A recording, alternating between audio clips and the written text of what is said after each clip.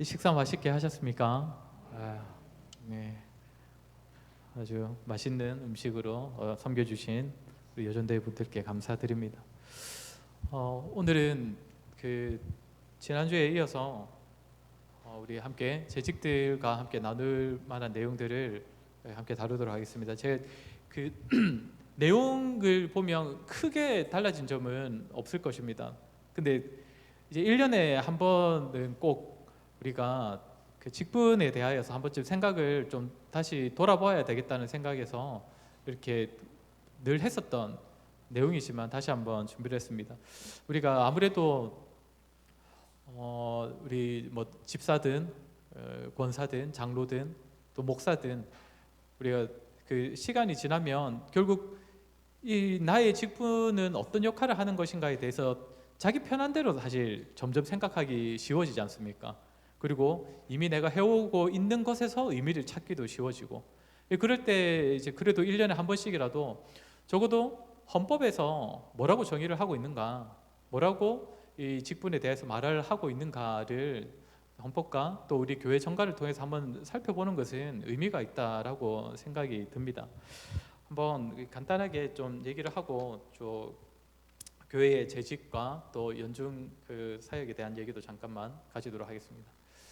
교회에는 항존 직원이라는 직분들이 있습니다. 목사, 장로, 집사가 성경에서 찾아볼 수 있는 항존 직원이고, 지난주에 박성호 목사님께서도 말씀하셨던 것처럼 권사도 이에 준하는 항존직입니다. 권사도. 그래서 권사는 아주 쉽게만 정의를 한다면 여자 집사다 이렇게도 조금 말하기도 합니다. 여기서 말하는 집사는 안수받은 집사를 말하는 겁니다. 그래서 이제 권사도 여자 집사다 약간 이렇게도 정의를 하는데, 이렇게 네 가지 직분이 교회 안에는 항존직으로 있고, 이에 더해서 서리 집사가 있지요. 이제 장로의 자격을, 장로는 생각보다 굉장히 내용이 많습니다. 잘 보이십니까? 네, 네. 제가 저쪽 보니까 좀 안 보여가지고, 뭐 이거는 나이와 그런 경력에 대한 얘기고, 신앙과 행위가 복음적이고 본이 되는 자, 상당한 식견과 통솔력이 있는 자, 공적 사적 생활에 부끄러울 것이 없는 자, 자기 집을 잘 다스리는 자, 성품이 원만하며 덕망이 있는 자. 이런 거 한번 읽을 때마다 맞죠. 와, 누가 과연 장로가 될 수 있겠나 막 이런 생각이 들 정도인데, 저희 교회 장로님들은 훌륭하시죠. 이런 분들이 이제 자격을 얻는 겁니다. 근데 사실 이게 다 성경에서 근거를 하고 있는 내용들입니다. 그러면 또 장로의 직무가 있습니다. 이 부분도 우리가 한 번쯤은 생각을 해봐야 되지 않겠습니까? 목사와 협력하여 행정과 건증을 관리하는 일, 교회의 영적 상태를 살피는 일, 교인을 신방 위로 교훈하는 일, 교인을 권면하는 일, 교인들이 설교대로 신앙생활을 하는 여부를 살피는 일, 언약의 자녀들을 양육하는 일, 교인을 위해 기도하고 전도하는 일, 목회에 필요한 제방사항을 목사와 상의하고 돕는 일. 정말 장로님들 바쁘시겠죠. 그렇지 않습니까? 정말 보십시오. 영적 상태 뭐 1, 2, 3, 4, 5번은 뭐 약간 하나로 이제 뭉칠 수 있지만, 신방하고 위로하고 교훈하고 권면하고, 또 무엇보다 교인들이 설교대로 신앙생활을 하고 있는지도 또 살펴야 돼. 이게 사실상 성경에서 말하는 장로의 역할입니다. 이게 쉽지 않겠지요. 장로님들이 정말 장로 생활 똑바로 하시려면 이게 엄청난 시간과 노력과 헌신이 필요한 것입니다. 심집사님 후회되시지는 않으십니까? 이제 할 거 다 하셨는데 진짜 그렇다는 거죠. 그래서 우리가 장로님들 스스로 내가 이런 역할 중에 너무 또 안 하고 있는 건 없는가, 또 이런 것도 한번 살펴셔야 될 거고, 또 어쨌든 우리 성도님들은 사실상 장로님들이 장로의 역할을 잘 할 수 있도록 계속 기도하시고 또 도와주시는 역할들을 많이 해주셔야 될 겁니다. 그 다음은 이제 집사입니다. 좋은 명성과 진실한 믿음과 지혜와 분별력이 있는 자, 행위가 복음적이고 생활에 모범이 되는 자. 집사의 직무는 당의 지도 아래 교회의 봉사와 교회의 서무 회계 그리고 구제에 관한 사무를 담당한다. 사실 이게 제가 해마다 또 말씀드리는 부분이지만 집사가 행정적인 역할을 이제 수장들입니다. 사실상 우리가 이제 물론 당의 지도 아래라는 것이 있지만 실제적인 그 행정적인 역할들은 이제 우리가 장립집사, 안수집사라 부르는 이분들이 사실 실제 도맡아서 하던 일들이라는 거죠.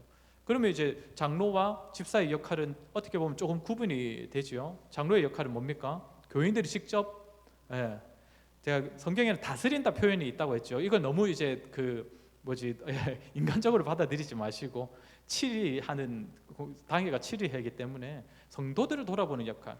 그 반면 지금 집사들은 어떤 역할입니까? 주로 행정적인 역할, 사무적인 역할을 하는 게, 그래서 아예 역할 자체가 다른 것이죠. 그래서 제가 전에도 말씀드린 것처럼 어떤 교회들은 원래는 그 장로와 집사의 그 공동의 투표 자체를 아예 다르게 했다고 했습니다. 따로 합니다. 따로.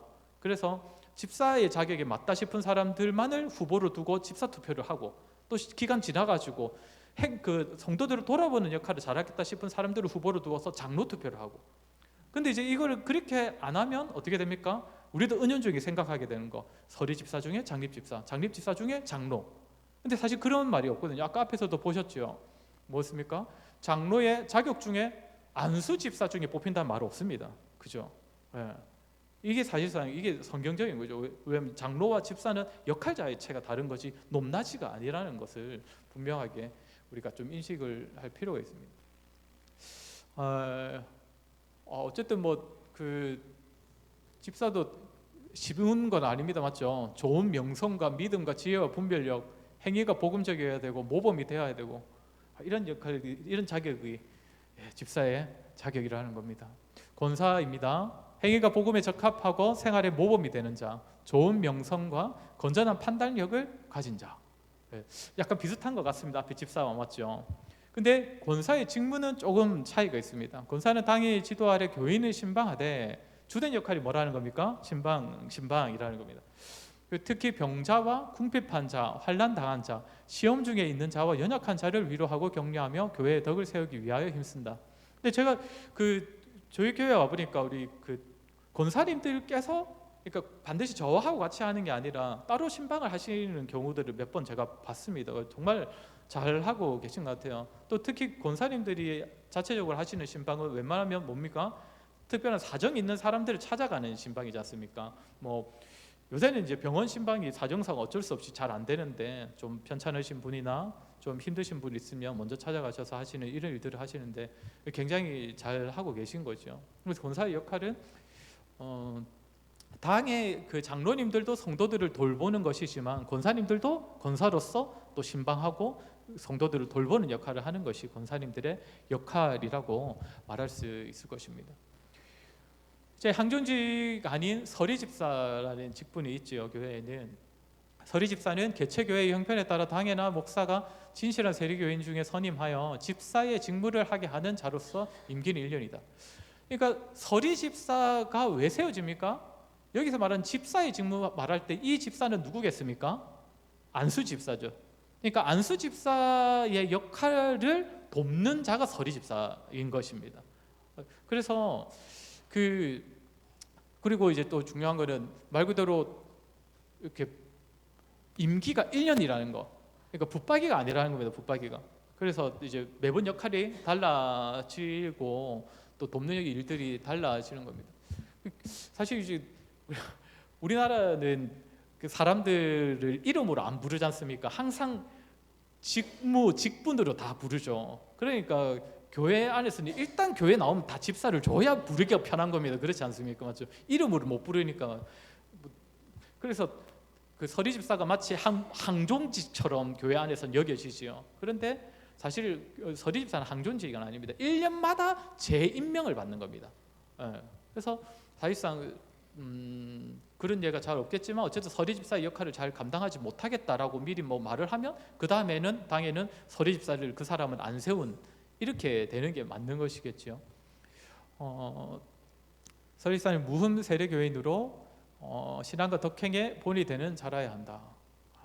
어쨌든 믿음과 행실에 있어서 참 본이 되어야 한다는 것이고, 우리 교회의 정관의 내용입니다.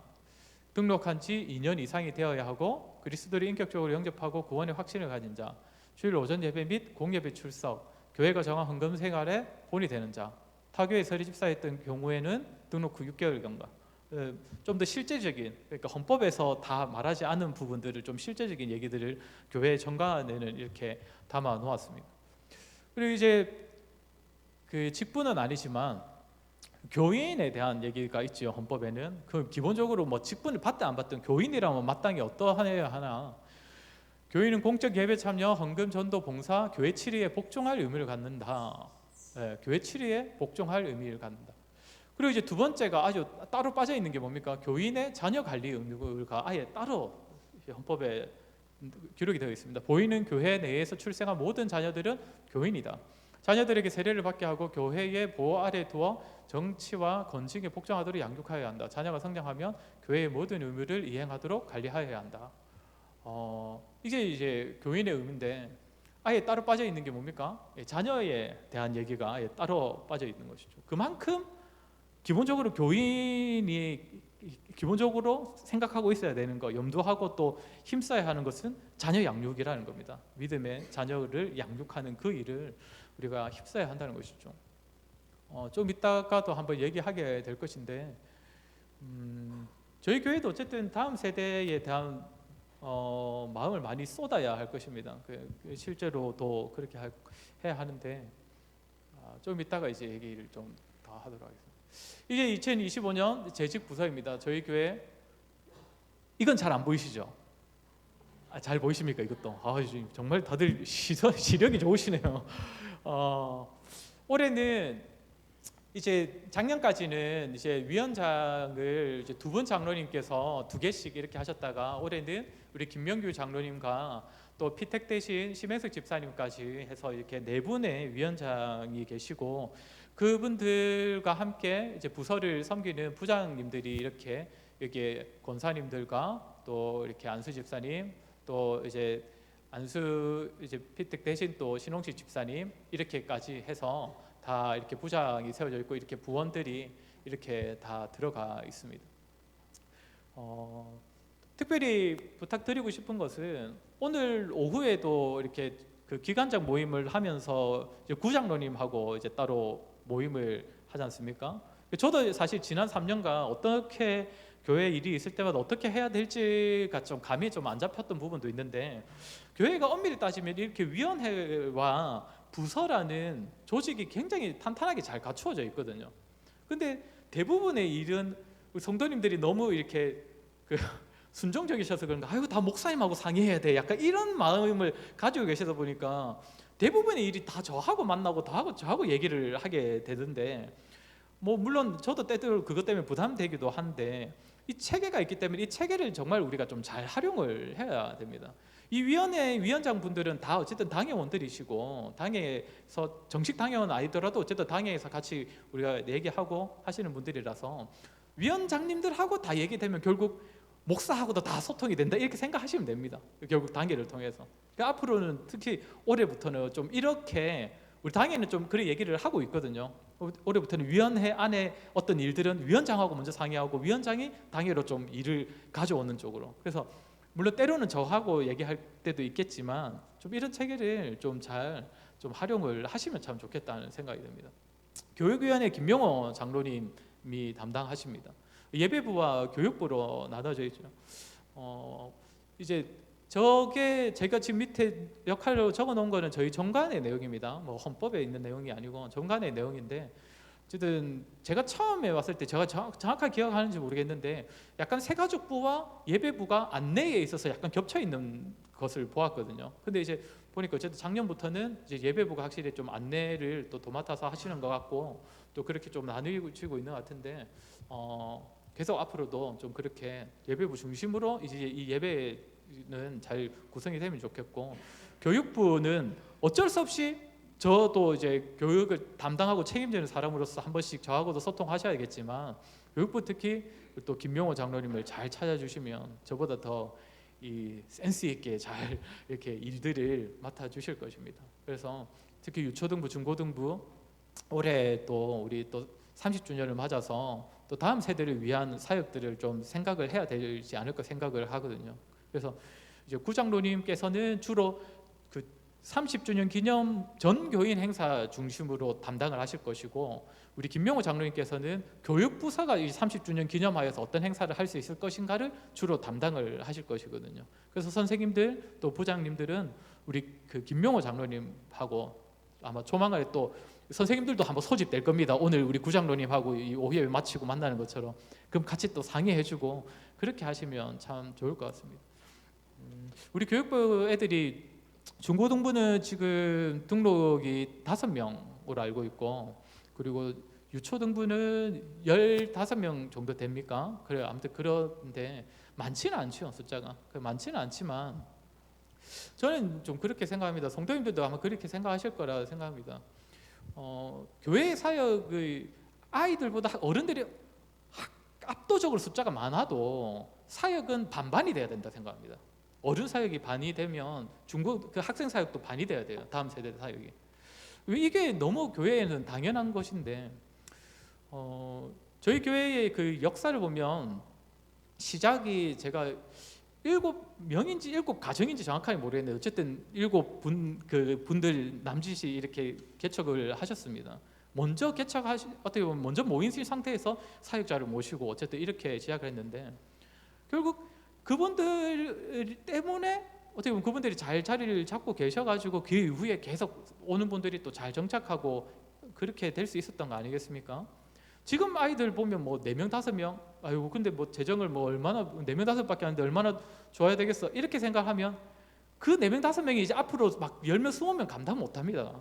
그러니까 걔들도 우리 교회 역사처럼 그럴 수 있다는 생각으로 이 4명 5명이 나중에 뭐 20명을 감당할 수 있을 정도로 그렇게 잘할 수 있게 신경을 써야 되는 것이죠. 그래서 저는 어쨌든 교회가 항상 좀 그런 마음을 좀 가지고 있어야 되지 않을까 생각을 합니다. 교육부 얘기 나온 김에 한번 하고 싶은 말을 한마디 했습니다. 이제 관리위원회는 우리 심혜숙 집사님이 이제 위원장이십니다. 관리위원회가 사실 또 실제적으로 참 할 게 많을 겁니다. 시설부, 차량부, 영상부가 여기에 다 소속이 되어 있습니다. 그래서 또 작년까지는 시설 차량부 이래 가지고 또 한쪽에 다 이렇게 하나로 다 뭉쳐 있었는데 시설부와 차량부도 이제 나뉘고 했습니다. 교회의 실제적인 부분들을 부서에서 먼저 좀 살피시고 관심 가지고 살피시고 또 위원장님과 상의해 주시고 그렇게 당회와 소통하면 참 좋을 것 같습니다. 그 다음에 이제 선교위원회인데, 선교위원회는 부서는 정말 많습니다. 전도부, 선교부, 그리고 구제부, 장학부, 그리고 또 경조, 친교, 그리고 새가족부까지 이렇게 있습니다. 이제 이 부분들은 또 상의할 게 있으면 뭐 김명규 장로님을 찾으시면 됩니다. 그렇게 소통을 하시면 당회와 소통이 다 될 것입니다.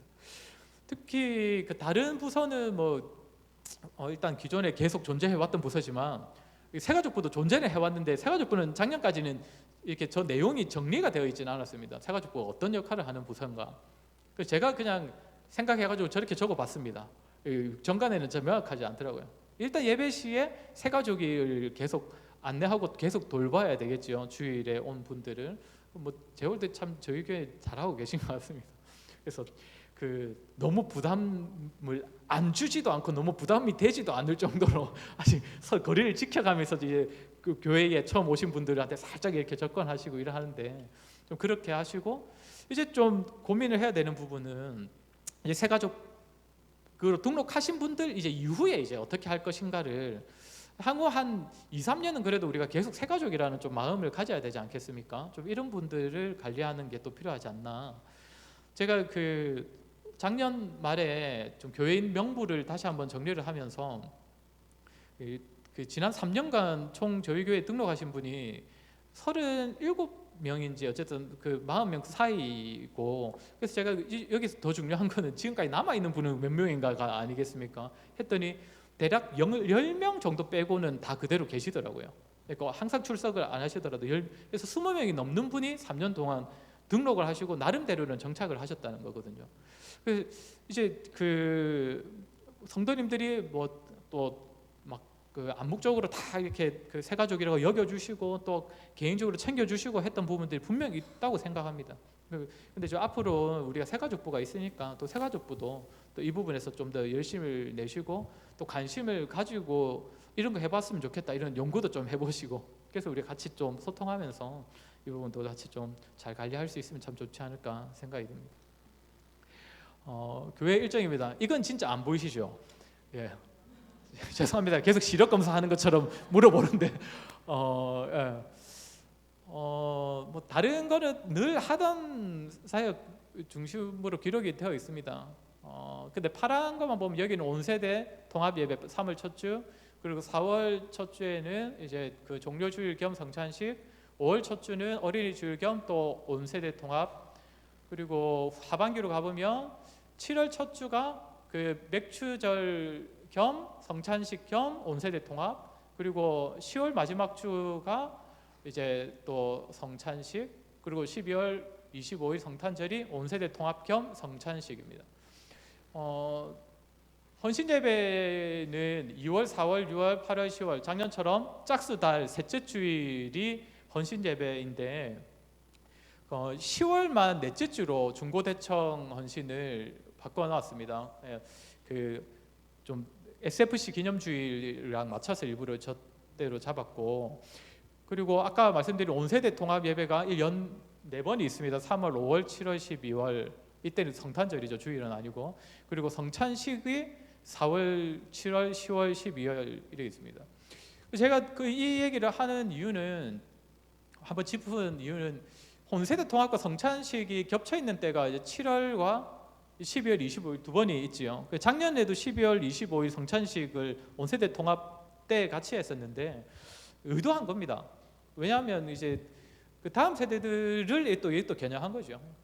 애들이 세례라는 말은 들어봤고 성찬이라는 말은 들어봤을 건데요. 초등학생쯤 되면 뭐 하는 것인가를 한 번도 본 적이 없는 것이죠. 그러니까 오전 예배를 드리지 않는 아이들은. 그래서 아이들이 보이는 말씀을 진짜 봐야 되잖아요. 그러니까 보여주는 겁니다. 그래서 온세대 통합 예배 때 성찬식을 최소 2번은 겹치게 한 겁니다. 아이들도 이게 어떤 자리인지를 알아야 되니까 그렇게 해 놓은 것입니다. 이제 마지막입니다. 교회 일정하고는 좀 다른 부분인데 지난주에 그 박상훈 목사님께서 오후 예배 때 설교하시면서 안세홍 목사님 얼굴에는 교육이라고 써져 있다고 막 이런 얘기를 하셨잖아요. 그래서 제가 조금 이제 돌아봤습니다. 이게 어떤 왜 그런 말씀을 하실까? 그래서 내가 과연 진짜 지난 3년 동안 만 3년 동안 교육 목회에 얼마나 많은 힘을 쏟았나 생각을 해보니까 확실히 SFC 간사로 사역할 때만큼은 아니었던 것 같아요. 그때는 어쨌든 학생들이고 대상이 학생들이고 또 그 학생들한테 가르쳐야 할 내용이 4년짜리 커리큘럼이 쫙 이렇게 있거든요. 그래서 그 4년 내 애들을 다 담아내기만 하면 되는데 사실 교회의 교육 목회는 저도 아직 제로 베이스에서 새로 시작을 하다 보니까 뭘 강조하고 어떻게 강조할지를 계속 고민하고 있는 차원이었는데 어쨌든 조금씩 해보자 하는 마음을 계속 가지고는 있습니다. 그래서 올해 제가 마음에 두고 있는 거는 크게 2가지입니다.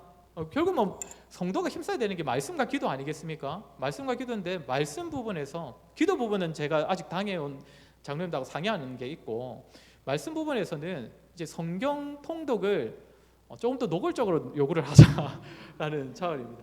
물론 이제 주보에 제가 작년에도 2년에 일독할 수 있을 그 양을 실어드렸는데 이번에는 이대로 가시면 제가 실어드린 대로 읽으면 딱 1년 1독하는 범위거든요. 여기 그 이번 주 성경 통독 본문 이거 따라 가시면 이미 많이 빠지신 분들은 괜찮습니다. 한 번만 힘내시면 얼마든지 하루만 날 잡고 읽으셔도 금방 읽거든요. 아직 출애굽기까지밖에 안 갔기 때문에. 그래서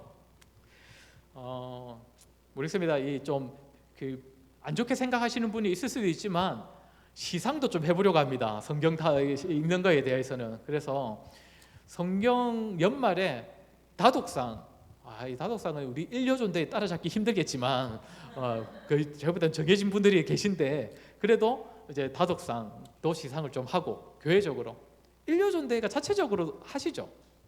지금도 하십니까? 작년에 하시는 것 같던데. 아무튼 할 겁니다, 교회적으로. 그리고 일독상, 이거 따라오시면서 일독하시는 분 무조건 다 받도록 하는 일독상도 그렇게 하려고 하고요. 단체상도 있습니다. 전원 일독상. 죄송합니다. 구역 편성이 아직 완료가 안 됐지만 구역이 다 일독을 하면 또 그 단체로 이제 눈치가 좀 보이겠죠, 안 읽는 사람들이. 그래서 그렇게라도 어떻게든 말씀을 읽게 하자, 이런 차원에서 좀 생각을 했고, 그 다음에 이제 큐티입니다. 큐티는 아예 큐티가 뭔지 모르시는 분도 계실 수도 있는데, 말씀을 계속 본문대로 읽어가되 적은 분량을 묵상하는 데 초점이 있는 게 큐티입니다. 이게 시작을 하고 나면 제가 한번 좀 이에 대한 얘기도 말씀을 드리려고 하는데, 제가 생각하는 건 존교인 큐티입니다. 존교인 큐티. 매일 성경이라는 큐티 책을 이미 정해 놓았고요. 이제 존교인 큐티를 생각하는 것은 다양한 이유에서 이 생각을 했었는데, 제가 다음 주부터 이제 큐티 책 주문을 받을 겁니다, 우리 성도님들께. 그리고 큐티 책은 참고로 교회가 지급을 할 겁니다, 주문하시는 분의 하나여서. 그래서 큐티 책이 큰 게 있고 조금 작은 게 있고 이래서 이제 주문을 받을 건데, 그래서 어쨌든 모든 분들이 좀 할 수 있으면 좋겠고, 큐티 책으로 나는 못하겠다 하는 분들도 적어도 제가 이거 큐티 본문도 다 실어드리지 않습니까? 여기 뒤에 보면 적어도 이거 보면서 이 주에 나도 이 본문을 꼭 읽기는 하겠다, 그리고 읽고 조금이라도 묵상하며 생각하겠다, 이렇게 하도록 제가 이렇게 생각을 하고 있습니다. 근데 이제 종교인 큐티를 매일 성경으로 정한 이유가, 매일 성경이란 큐티 책은 유초등부 것 그리고 그 중고등부 거 이런 게 다 너무 잘 나와 있더라고요, 교육부로. 그래서 같은 본문인데 이제 큐티 책만 다른 겁니다. 수준만 조금 다르고. 근데 다 같이 우리가 큐티에 힘쓰면 모든 성도들이 같은 본문을 읽어가는 겁니다. 하루하루가 같은 본문을. 근데 이렇게 했을 때 좋은 점들이 참 많이 있습니다. 먼저는 저도 그 큐티 이제 3월부터 시작한다고 돼 있죠. 3월부터 그 한 주간에 큐티 했던 그 본문이 7개 정도가 있을 거지 않습니까? 7개나 6개가 있을 건데, 그 중에 반드시 그 다음 주 주일에 설교를 할 겁니다. 그러면 이제 지난주에 읽었던 읽었던 큐티 본문과 이번 주에 주일에 와서 듣는 설교의 내용이 이제 맥이 통하겠죠. 그래서 저 이제 그렇게 3월부터는 할 거고, 그 다음에는 이 큐티 본문을 가지고 구역 모임과 가정 예배에 활용할 수 있도록 할 것입니다. 그래서 우리 구역장님들하고는 계속 제가 소통을 해야 되겠지만, 구역장님들이 구역 모임을 할 때 사실 큐티 책에 보면 딱 소그룹 할 때 어떻게 하면 좋을지가 다 또 교재가 다 있거든요. 매일 성경에 보면 있더라고요. 그걸 그렇게 활용해도 되고, 아니면 지난 주 중에 우리가 읽었던 그 본문, 묵상했던 본문 이런 것들을 같이 또 구역 모임에서 나누는 그런 시간을 가져도 될 겁니다. 그래서 어쨌든 이렇게 우리가 함께 큐티 본문을 정하고 또 같은 큐티 책으로 이렇게 같이 해가면 활용할 수 있는 게 참 많이 있을 것 같아요. 그리고 가정에서도 오늘 주중에 지난 주일에 설교를 애들이 잘 들었는지 이런 부분부터 또 큐티를 같이 부모하고 자녀 같이 해가면 또 계속 소통을 할 수 있거든요. 말씀을 주제로. 이런 부분들이 참 좋을 것 같습니다. 이게 성도님들 힘드실 것 같을 수도 있는데요. 아이고 큐티 이름부터가 영어라 가지고 좀 어려울 것 같고 이런 생각하실 수 있는데요. 사실 교회에서 시작은 지금 유초등부입니다. 유초등부가 이미 시작했습니다, 큐티를. 근데 의외로 애들이 할 애들은 하더라고요. 그래서 지금 생각보다 괜찮네 해가지고, 작년에는 제가 알기로 유초등부가 고학년들만 했는데 올해부터는 전학년들이 큐티를 하기로 바꿨다더라고요. 왜요? 되니까. 애들도 하면 되거든요. 그래서 우리 어른 성도님들도 너무 이제 힘들다 거다 이렇게 생각하시기보다는 말씀을 묵상하는 거다 이렇게 생각해서 우리가 좀 함께 이렇게 하면 분명 말씀의 유익을 개인적으로도 얻고 또 함께 하니까 교회적으로도 또 참 유익을 얻을 수 있지 않을까 이런 생각이 듭니다. 자, 아무쪼록 올 한 해 1월 벌써 셋째 주라서 조금 이런 말 하기 그렇지만 이제 시작된 한 해 맡은 직분에 충성하시고 또 그 직분의 자격에 걸맞는 분으로 세워지기 위해서 또 힘쓰시고, 또 교회적으로도 우리가 계획하고 있는 부분들 또 함께 힘쓰므로써 올 한 해가 정말 하나님 앞에서 또 교회 안에서 성도들 앞에서 더욱 성숙하고 또 자라는 은혜가 있기를 주의 이름으로 간절히 소원합니다. 우리 함께 찬양하겠습니다. 찬송가